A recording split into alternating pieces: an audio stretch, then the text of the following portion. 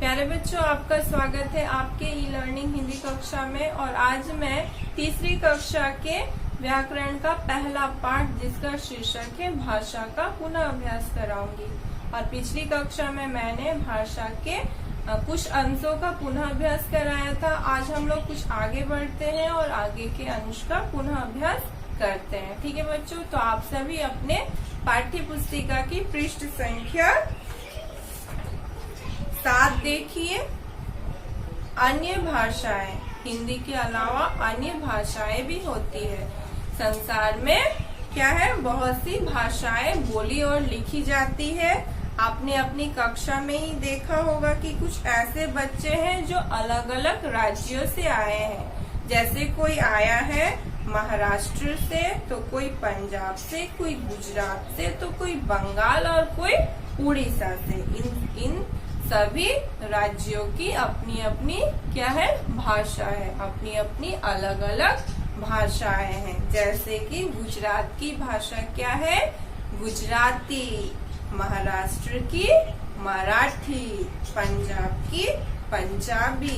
उसी प्रकार पश्चिम बंगाल की बांग्ला, तमिलनाडु की तमिल, कर्नाटक की कन्नड़।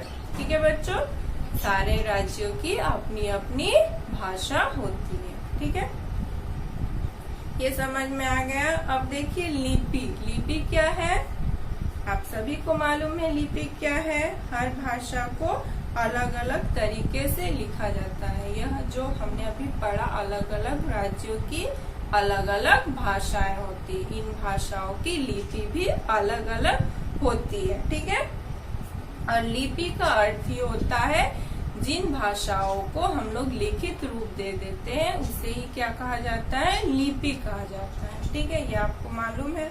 लिखने का यह ढंग ही लिपि कहलाता है। कुछ प्रमुख भाषाओं की उनकी लिपियों के नाम इस प्रकार हैं। जैसे आप देख सकते हो, भाषा और लिपि: हिंदी, संस्कृत, गुजराती, मराठी, नेपाली।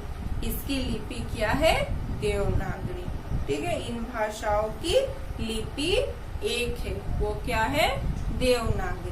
ठीक है, अंग्रेजी की क्या होगा, लिपि रोमन।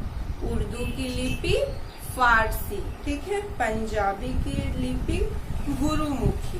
बांग्ला की लिपि बांग्ला। ठीक है, अब उसके नीचे वाले अंश को देखिए। प्रमुख भारतीय भाषाओं की प्रमुख लिपियों को हम भारतीय मुद्रा के रुपयों पर भी देख सकते हैं। ठीक है, जैसे मैंने पिछली बार बताया था, भारत की जो मुद्रा है उसमें भी हम लोग क्या देख सकते हैं, अलग अलग भाषाओं की अलग अलग लिपियों को देख सकते हैं, है ना। तो आपका पाठ यही समाप्त हो गया है। तो ठीक है बच्चों, तो आज के लिए यहीं तक। अगली कक्षा में हम लोग भाषा के प्रश्न उत्तरों का पुनः अभ्यास करेंगे। ठीक है, तो धन्यवाद।